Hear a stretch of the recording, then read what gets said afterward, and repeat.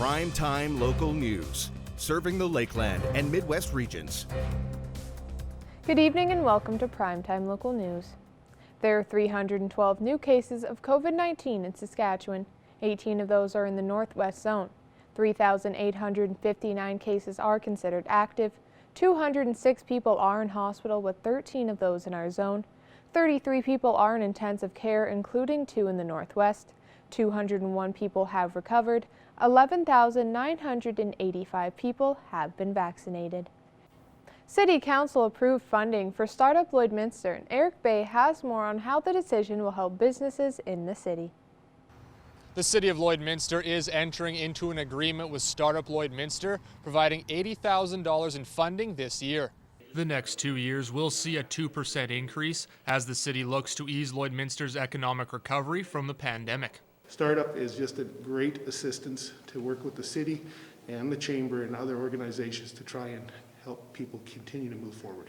Previously funded through a third-party request process, which is currently on hold, Mayor Gerald Albers believes startup is an essential part of the business sector in the city. I think it provides a huge impact to our city for those individuals that are entrepreneurs or thinking of starting a new business or have just started a new business and seeking that assistance. And that assistance paid for partly by Lloydminster taxpayers to help ensure businesses have an opportunity to grow. Startup Lloydminster has partnered with the city on its Digital Main Street program, which helps businesses create an e-commerce site.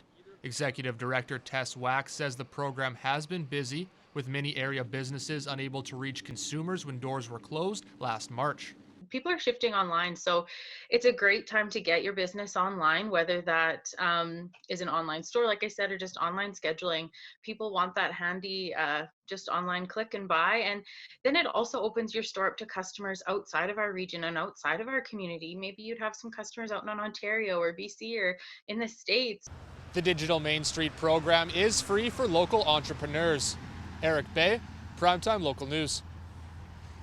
A gold medal winning student recently announced she will be attending the Vancouver Film School.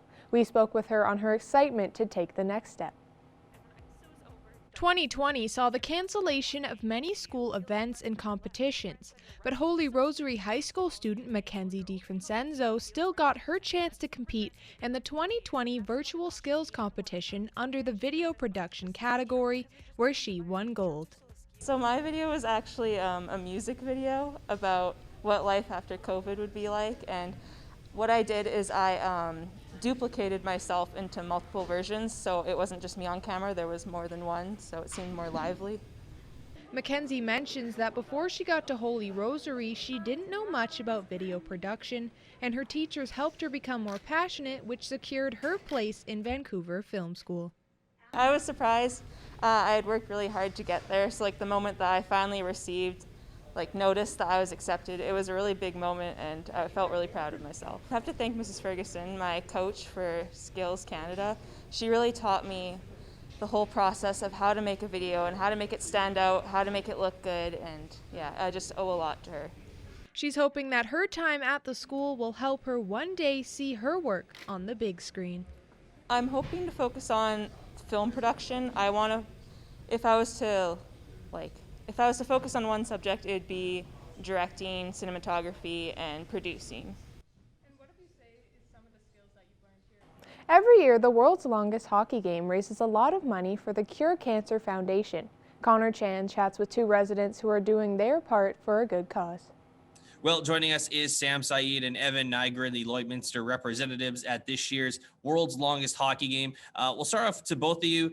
Tell us how you both got involved to play in this big game.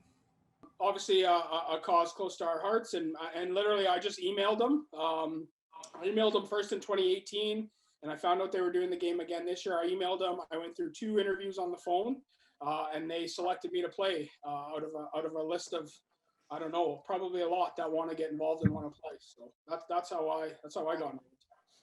For me, it was kind of by sheer luck, I guess, in a way. I was doing real estate back in 2018 with a gentleman that played in the previous 4, I believe it was 4 games.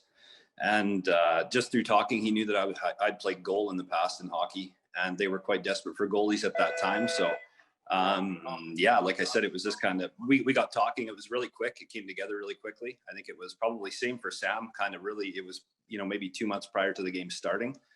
We kind of started talking about it, and kind of same idea. Brent Sake, who organizes the game, he wants to chat with you personally, make sure you've obviously, got the right reasons, behind wanting to play, and all that kind of stuff. So, like I said, it came together, really, really quick. And once you're in, I think it's pretty tough getting out, to be honest with you. So, what are you both looking forward to the most playing in this world record breaking hockey game? First, I do a quick shout out to Factory Sports, Northern Factory Workwear, and Sellers RV for helping me get gear to get prepped up for this game. To answer your question, with everything that's going on, I'm really looking forward to getting out there and playing. It's been a long time since we've been able to play hockey and field the puck and make some plays. So I'm looking forward to that, and of course, raising money for this amazing cause and being a part of something special, and hopefully we can make a difference for sure. Well, if it goes as planned right now, I'm looking forward to being a player opposed to being a goalie. That'll be the biggest difference. I haven't strapped my goalie gear on literally since the last game, which was in February 2018. So I'm just looking forward to, it is it's a big personal test, a big thing, a big reason behind why I wanted to get involved too is really honestly doing something that's far bigger than yourself. And again, for the right reasons. Cancer, really has affected all of us in one way, sometimes, more than one way. So it's just, getting back to that camaraderie with the guys too. It's always an excellent group of people. It's a incredibly big challenge, but it's a pile of fun at the same time. So again, it's going to be good to, get out and just kind of reconnect with some of those guys too. Sam, I know this is your first time taking part in it. Just tell us why you wanted to take part in it, and what does this personally mean to you? Yeah, for sure. I mean, the cause speaks for itself. I myself was a patient at the Cross Cancer Institute for several years. While I, had an experience as a younger man, I know for sure there's millions of other people that have a way worse experience than me at that facility and in general. So it's about the cause. It's about trying to make a difference, and it's about stopping some of the trauma that families go through with this terrible disease. So that coupled with the fact of I like being a part of something. I like seeing things through. Fundraising and events have always been part of my life. So it's fun to be a part of stuff, and hopefully something special like this and make a difference really. And lastly, where can people donate money to either one of you guys if they want to do so? You just simply you can go to worldslongestgame.ca. If you go there, there's places to donate to the players, to the refs, to some of the other volunteers as well. If you just go under the player tab, you can donate there. Check Facebook, check Instagram, LinkedIn. I believe we're on Twitter as well. There's links to all of that. So the goal this year is $1.5 million. We're well on the way there. Last year, I believe it was somewhere in the area of 1.25 million that we raised last year. So it's quite the event. Obviously, it's incredible amount of people's hard-earned money that goes towards it. So by all means, like I said, check it out, worldslongestgame.ca. There's a lot of really good information there where the money goes, which is very important. Obviously, it's quite specific, where the money actually ends up to. So and any questions, obviously reach out to myself or Sam. We'd be happy to chat, anytime with anyone.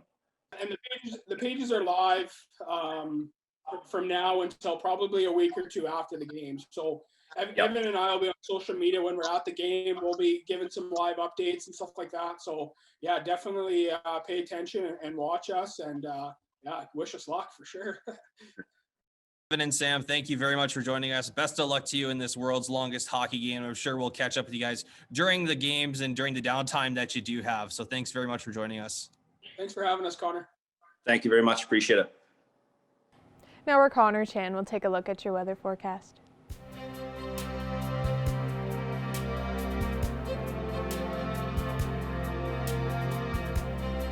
All right, thanks a lot, Jasmine. Looking at our temperatures outside today, we are at -3, and of course a little bit warmer, a little bit colder with some regards than what we saw yesterday, but a little bit clearer skies, actually a lot clearer than what we saw yesterday. A little bit of wind still picking up though, coming in from the west and northwest at 25 kilometers an hour. We did see winds in southern Saskatchewan and Regina reach over 115 kilometers an hour, which is insane just to think about that. But as we look here right now, -3 for us, as I mentioned here, -3 also we see in Marwayne, -2 in St. Paul and up in Cold Lake as well, -4 in Pierceland and Bonnyville, -2 out in Vegreville, Provost and Wainwright, -2 also we see in North Battleford, -3 for Maidstone as well as in Meadow Lake, -2 we'll see in Green Lake there, and then -4 up in Isle La Crosse. Now as we take a look here at the satellite radar map, of course things have died down very significantly compared to yesterday. Literally some clearer skies for the most part. We could see some cloud coverage heading into tomorrow, but clear skies for the weekend here. Now as we look ahead to the temperatures overnight tonight, North Battleford with some cloud coverage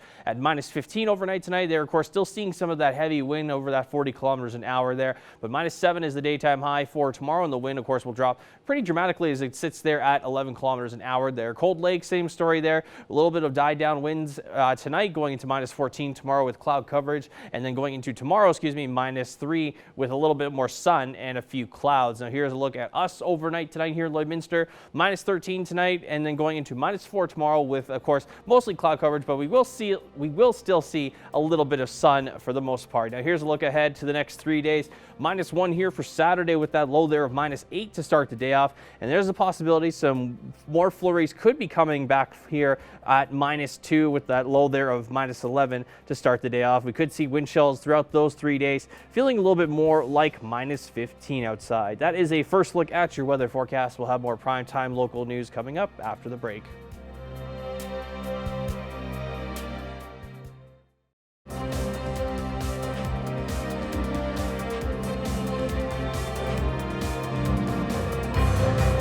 Welcome back. During the month of December, the Home Depot store in Lloydminster was raising money for the Interval Home as part of the National Orange Door campaign. Jace Mackey has more on how much was raised. So I'm joined today with Dwayne Brown. He is the store manager of the Home Depot here in Lloydminster. Dwayne, thanks for taking some time to talk with me today. My pleasure to be with you guys. So today we're talking about some exciting news. The Home Depot Orange Door campaign wrapped up in December. In total, across the country, over $1 million was raised for youth experiencing homelessness. Here in Lloydminster, how did the campaign go? Absolutely an amazing result this year in very tricky times through the foundation and through what the efforts of the associates here in the store. We're very excited to announce that we're going to be donating a little over $15,000 to the Interval Home Society. And you mentioned that it was difficult times and this campaign was supposed to be happening earlier in 2020 and had to wait until December. Can you just talk a bit about how exciting it was to actually be able to put this campaign on? Well, it is absolutely one of the highlights of our associates year to be able to do this particular campaign. And it is something that our company believes in from the very foundation of the company about giving back and different aspects of that and how we do it. And here locally, my associate base here is so passionate about this cause, as well as this particular group, the Interval Home Society, and what they're doing about this cause, that they were absolutely devastated when we couldn't do it earlier in the year. And the fact that we could do it now and still help what is a great cause just made everybody super excited, and hence why they went so crazy with it this year and thrilled to death with what they did. Yeah, and obviously you were mentioning, you said how much was raised, so obviously there was support from the community, but what did you hear from community members in store when they were, deciding to donate or take part in the campaign? Well, it's a couple of key things there. One, youth homelessness and kids at risk is such a huge factor that everybody kind of see is exactly where that's going to, and it is such a great cause. And the weather the last few days kind of highlight the importance of why we need places like this for kids, especially this time of year, and youth, just to get out of those elements. But the other big thing is how open the community is to participating in something like this. Lloydminster's always been a huge part. So as long as I've been here, they've been fantastic at jumping on these type of events. But this year in particular, people's hearts are a little more open to understanding that. And I think that went a long ways. It's a lot harder to do this year, but I think the people, when they get the chance, are all over helping. And I don't know if you've personally gotten a chance to speak with the Interval Home, but earlier on when they knew that you guys were going to be able to do the campaign, what was kind of the feeling from the people at the Interval Home Society? They're always thrilled with our partnership. We have such a great relationship with them. We literally deal with them on a weekly basis with other things that we have going on and donations to them with other things. But it's great. And when we couldn't do the campaign earlier this year, one of the great things Home Depot did is we made a donation to every one of our partners nationwide of $5,000 because we knew these charity groups depend on this money coming in from us. So all 127 partners nationwide got that $5,000 each. So they did get some, but this is a wonderful way to end the year with a nice big one. And is there anything else you'd like to add about the campaign before we go today? Beyond just thanking my team as well as the community for their support in making this happen. And we look forward to doing it again. Awesome, Dwayne. Thank you so much for taking some time to talk with me today. It's great to always catch up. My pleasure. Thank you. Welcome back. After taking off some time for the holidays, the Border Cities Farmers Market is back and ready to add some cheer to the new year. Our Becca Day takes a look at what we can expect from this new season. I'm here with Alice, president of the Border City Farmers Market, as the market kicks off its 2021 season. Thanks so much for being with us today. Well, thanks for doing the interview. How are you feeling heading into the new year? I imagine it's nice to have something positive to look forward to each week during such a wild time.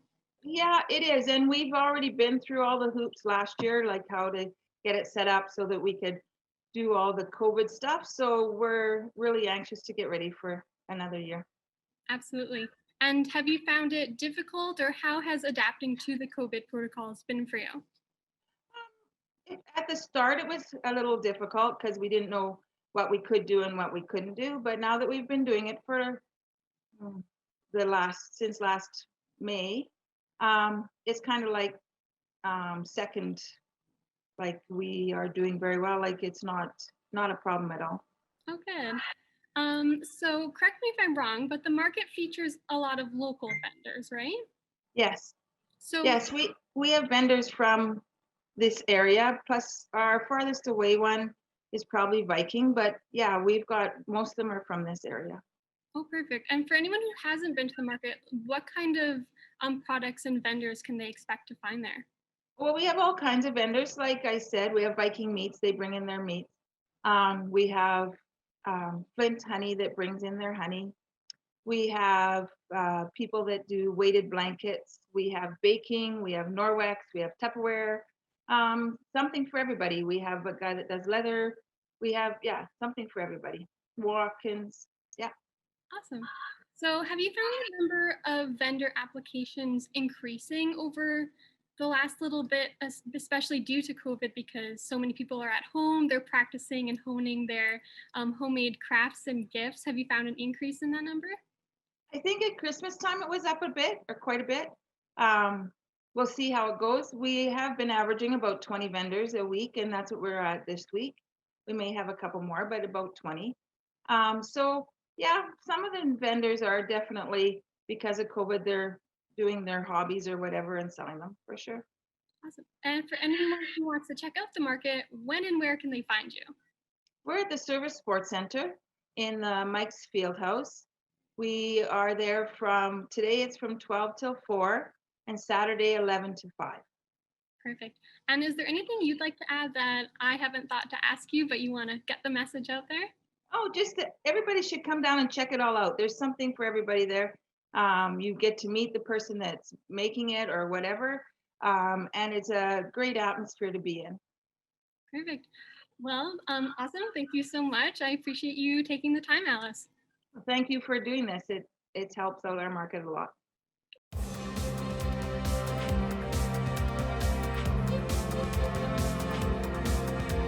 In last night's Edmonton Oilers season opener, the game didn't go as expected for the Orange and Blue. With a rematch tonight against the Vancouver Canucks, Evan Kenny sat down with an Oilers insider. Well, I'm pleased to be joined now by the host of Inside Sports as well as Oilers Hockey on 630 Ched, Reed Wilkins. Reed, thank you for taking this time and joining me. I'm always happy to be on in the border city, Evan. Thanks for having me. Now, Reed, obviously a 5-3 loss last night for the Oilers against the Vancouver Canucks. Just starting things off, I guess what went wrong for the Oilers, or maybe more so, what went right for Vancouver last night?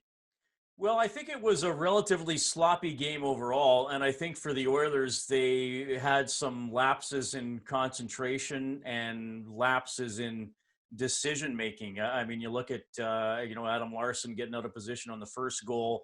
A lot of people out of position on a goal in the third period where the Oilers couldn't get the puck out at the line, and then Besser's left alone in front. Player open for a rebound goal in the second period. So just some breakdowns like that. Players that I would think know better and know what they have to do, but didn't take care of those responsibilities. And I don't think Vancouver played a perfect game either. I do think they were the better team, but you also look at a large stretch of the second period. McDavid got in behind the defense twice, drew fouls both times, probably should have had a penalty shot on one of them. Cahoon had a breakaway. Draisaitl walked around Ulevi and missed tucking in, and he just hit the goalpost. So I think there were lapses both ways, probably more, though, by the Oilers, and the Canucks were able to finish a couple more and get a couple of bigger saves, especially Holtby on Yamamoto with about 8:15 left in the third. He's wide open in front, would have tied it 4-4. Holtby makes the stop. Now, you mentioned every single player from that second line on the Oilers last night, which is Yamamoto, Cahoon, and Draisaitl, who I thought was their top line. I know today on Twitter you took to saying that you thought similar. Just how do you think they can continue their success and putting up points for the Oilers in tonight's game? Well, I think a big key to their success will be Yamamoto and his doggedness. And if he can keep that up here in his sophomore season, and it's going to be tough. I mean, teams will get used to playing against him and have more information on him, but he is so good at dogging pucks and being tenacious on players and keeping plays alive and stripping. Well, I mean, everybody's bigger than him, but in some cases, much larger players of possession of the puck. And he did it last night. He nailed Edler with a pretty big hit and shook him up. I know Edler went back at him, but I think Yamamoto likes that. So I think his play is a big part of that. Draisaitl, I think we know what we're going to get. And then we'll see where it goes with Cahoon. I thought overall a good game from him. He's just going to have to finish some of the chances that he gets. But that really, the line with Leon Draisaitl has been the Oilers' top line since last December 31st when Yamamoto came up, since December 31st, 2018. The line with Draisaitl has been the Oilers' best line. And, I think Nugent Hopkins was given a lot of credit for that in the second half of last season. But I think it's beyond that. I think Leon and Yamo have formed a pretty deadly pair here.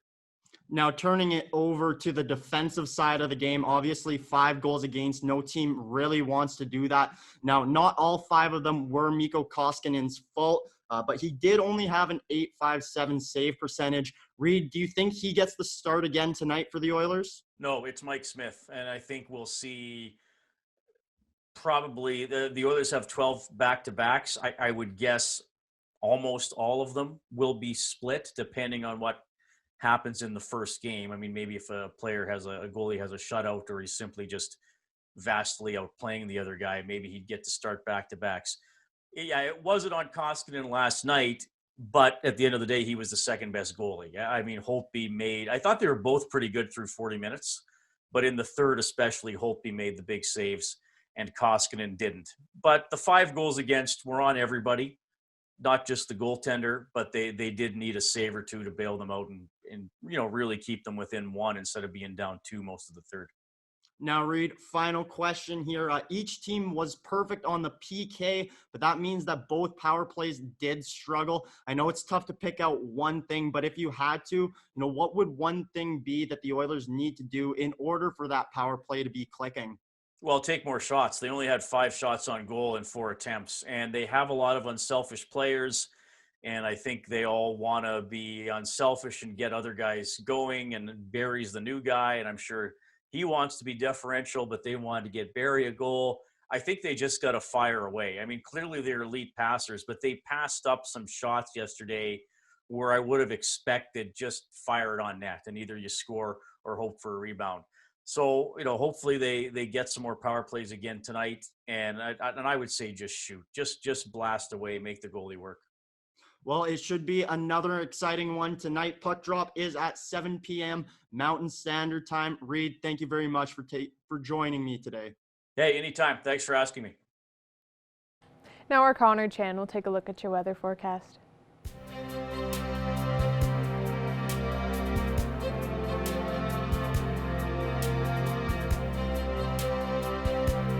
All right, thanks very much there, Jasmine. Looking at temperatures ahead here in the west, 0 degrees for Edmonton and Athabasca. We're still sitting around that -3, -4 range right now. A little bit colder out in Red Deer, -7, -2 for Edson and Rocky Mountain House. -5 out in Jasper. Then we see -1 there in Whitecourt as we look ahead to Saskatchewan. Of course, some areas in Saskatchewan were subject to heavy winds yesterday, including in Saskatoon, which now sits at -2 degrees, along with North Battleford. Meadow Lake at -3, -5 for Prince Albert, and then -6 degrees in Melfort. As we take a look here into northern Saskatchewan here, -7 in La Loche and Buffalo Narrows, as well as in Southend, -6 for La Ronge, and -3 out on the border between Manitoba and Saskatchewan. -15 we see up in further northern Saskatchewan in Uranium City, and -17 in Stony Rapids. Take a look here for northern Alberta, -6 in Grand Prairie, with -4 also out in Peace River and Fort McMurray. Fort Chipewyan sitting at -8 right now.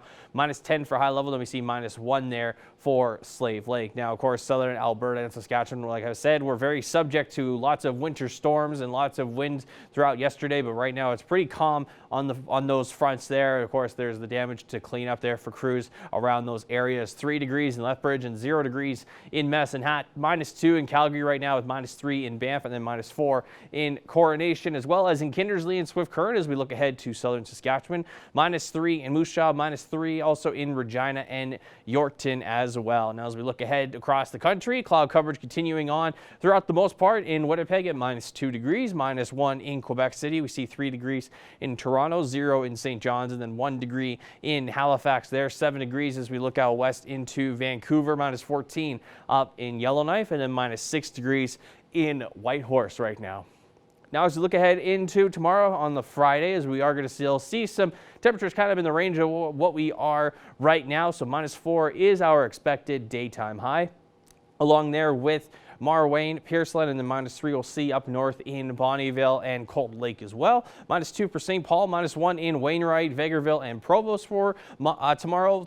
3 degrees, in Edmonton tomorrow. -1 in Lac La Biche. A little bit colder in areas in Saskatchewan like North Battleford at -7 tomorrow, as well as in Meadow Lake and Green Lake. -6 for St. Walburg tomorrow. Then we'll see -5 degrees in Maidstone for tomorrow. So here's a look at the next 7 days. We are going to get a little bit warmer heading into Saturday at -1, where a little bit more sun could be on the horizon here. And then there's a possibility we could see some days with some flurries on Sunday and on Monday at -2 on Sunday, and a higher percentage chance of some flurries on Monday at -3. -5 on Tuesdays. The cloud coverage will continue on. -4 as we look into Wednesday here. And then as we head into Thursday, -12, so we're back into the minus double digits there. As we look at our averages, usually averaging -10 for our daytime high and -19 for our daytime low. That's a look at your 7-day forecast. We'll have more primetime local news coming up after the break. Now we will be taking a look at your pet pad pictures. Thank you to everyone who submitted a picture to our Facebook page, and we will be giving away a pet pad gift card tomorrow.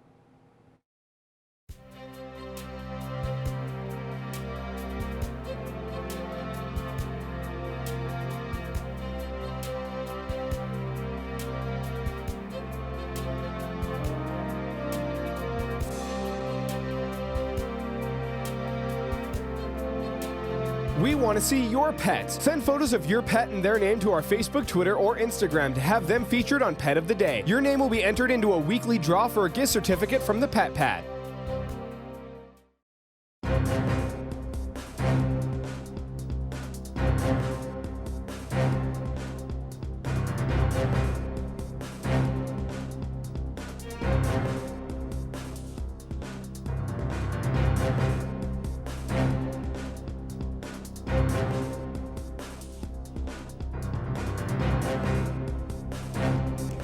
I'm happy to be joined here once again by Lauren Rodick-Eberly on Primetime Local News. Lauren, it's been a while since we spoke last, but thank you for joining us today. Yes, thanks for having me. And first of all, I want to say congratulations, because since we spoke last, you've given birth to a beautiful baby girl, Collins, and I've seen some of your Instagram posts. She looks like just a little sweetheart. Thank you. She is so much fun. Well, and one of the reasons we are going to chat with you today and through the month of January is we're going to be talking to you about some different parenting tips and different lifestyle things that you're discovering as a new mom. And the first one I want to talk about is Kids Who Explore. And we'll talk about the podcast part of things. Lauren, tell me a little bit about what that is and the concept of it. Of course, yes. So I'm working with Kids Who Explore, which right now is a purely online-based company. And we work on connecting families, adventure families really, from all over the world, and try to motivate people to get outside and explore with their kids. So starting in February, we're launching a podcast, which is called Kids Who Explore Mama's Edition. And it will be hosted by myself as well as Adriana and Cindy, and we will have some episodes just with us, and we'll be talking about our own experiences and our own tips and tricks, but we'll also have a lot of interviews of families, like I said, from all over the world, sharing their tips and tricks and experiences too. Well, and I see on a lot of your Instagram posts, Lauren, you're constantly out with Collins, and even if it's just for walks. Why is it important, especially even at a young age, to get kids out and take them with you, as sometimes as difficult as it may be, depending on where you're going? That's what we've been talking about a lot lately, because with Kids Who Explore, we're doing a January challenge of getting outside every day. And I think it's important for everyone. It's sometimes hard, like you said, to get bundled up and make sure everyone's out the door and fed and diaper changes or bathroom breaks. But it's good for everyone's health to burn that energy, and the fresh air is good for mamas, good for all parents and adults, but especially good for kids. And it's such a good way for them to explore the world, which is a little bit different than being at home and having to kind of keep them away from screens and those kind of things. Now, Lauren, you are into hiking. I see a lot of the times that you're posting going on hikes and to very high altitudes and challenging terrain. What are kind of the limitations that you have to face when hiking, especially with a little one? I know I see you taking Collins, and you've got her in the little, pouch, and she looks like she's just happy. But obviously, you can't be taking, longer extended hikes when they're this young. So how do you combine, and how do you find that balance when dealing with a younger child? Yes, my exploration has totally changed since having her, but it's so much fun, and I say it's gotten even better. Before, it used to be some crazy hikes, and we'd be summiting mountains and doing really hard trails, but now I kind of try and limit them to terrain that is a little easier, especially because if she is on my front, I want to make sure I can see my footing in front of me.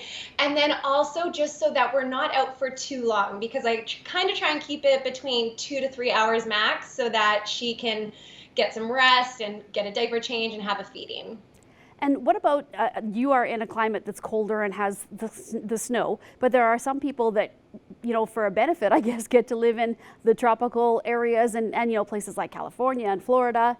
How do you differentiate when you're taking kids out? Because obviously a little different when you take kids out in cold weather as compared to warm weather, or even if you're on a vacation with them. So what are some tips that people should remember, I guess, for both temperatures? Right. For the cold, we've been talking a lot about watching how cold the temperature is, because it depends how young the kid is for sure too.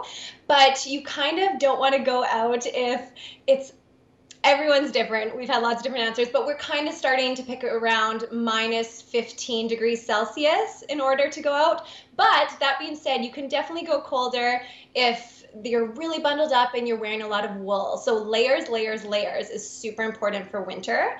And for summer or tropical destinations, you might want to get out earlier when it's not quite as hot or the sun's not at its highest. And then obviously sunscreen's a really important one. Well, Lauren, if anybody would like more information on Kids Who Explore, or if they want to listen to the podcast, how do they get the information and find all these little tips and tricks that you guys are talking about? So right now, the best place to find us is on Instagram, which is just Kids Who Explore. And we're sharing all our information there. We have a lot of new stuff coming this year, including an ambassador program, but we will have a website soon. So just check us out on Instagram. That would be great. And then for our podcast, we should have a trailer up soon so that you can subscribe. But by February, we'll have our first episode, and you can subscribe on any podcast app. So Apple or Podbean or any of those.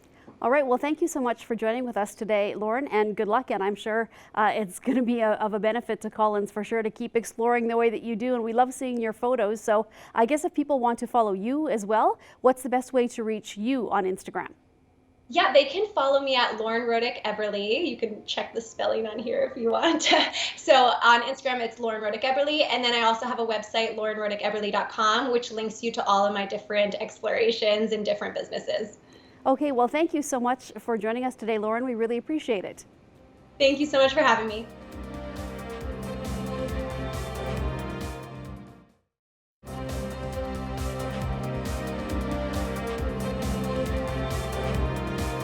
Joining me currently is Lana Lane from Grace United Church. How are you handling the wind today, Lana? Well, the wind has definitely blown in with a vengeance, that's for sure. So I'm blowing in at my home here on the outside of Lloydminster, and don't know if I'll be getting out tomorrow. So yeah, it has definitely come in hard.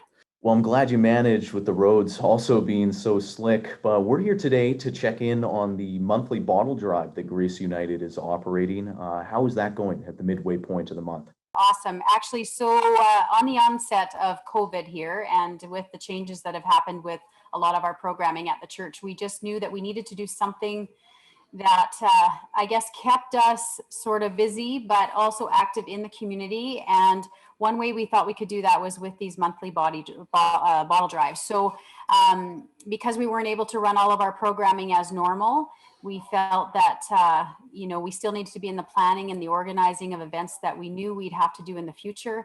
And this was a way of keeping those funds coming in, but also letting us and allowing us to plan for future. So we decided that these bottle drives would be something that would work, and maybe do it in the fall and again in the spring, taking the summer off. So I guess really the 8 months or 9 months throughout the year. And what kind of programs or services does the bottle drive help support? So we were, up until recently, and I guess this is before Christmas now, and when I say recently, we have a very successful homework program. So we offer a homework program for kids grades 7 through 12, where they can be picked up by Lloydminster Connects. So we've got a very good working relationship with the Lloydminster Connects here in Lloydminster. So they would pick up kids from all of the schools, and the kids would then come to Grace United Church and they would be fed. So we've got grandmas in the kitchen that would actually prepare a meal. And we have a very strong congregation of retired teachers. So these teachers volunteer their time, and we've got tutors. So these are students that maybe have graduated from grade 12, or they're strong students in kind of grade 11, 12 that are very, very keen in math and sciences. They volunteer their time to tutor. So you would come to the church, you'd be fed, and then we would have these teachers and tutors working with you to get your homework complete. So it's after school till 5:30. And that runs every Tuesday. So that happened up until before Christmas, until the new restrictions came in place for the government of Saskatchewan, and we had to shut down. And the reason we had to shut it down was because we were gathering students from all different schools, right? So we weren't able to, even though we had the space and we were able to distance in our building, the restrictions of not being able to feed people more than 30 or have even food in that, we had to just close it down. So we're on pause right now, hopefully able to get up and running here February, March, depending on the restrictions.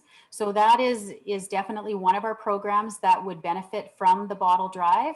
And then our youth events that we would run monthly would also be those events that would benefit from the drive. So these become events where, it's a 2 or 3 hour commitment in an evening where you're coming, whether it's movie night or it's bake night, or we're hitting a topic of, self-image or technology or relationships with your friends. Maybe it's the depressive stuff that we're going to have to deal with now, right? And drugs. sex, alcohol, all that sort of stuff that's on the minds of youth right now. We have these workshops. So with that comes guest speakers, and with that comes activities, and always with that comes cost, right? So these are the things that the Bottle Drive helps us to fund and give back to the youth of our community, because we know that strong youth builds strong community, right? So that is one of the backbones of Grace United Church. And I guess the great thing about it too, Tate, is it's not for kids that just attend Grace United Church, right? This is open for all youth. If this is a topic of discussion and kind of conversation that you want to have, or it's on the top of your mind as a youth, this is a place where you can access that support. So you don't have to be somebody that regularly attends Grace United Church. You don't have to be part of our church. It's anybody that would like to just make use of that service.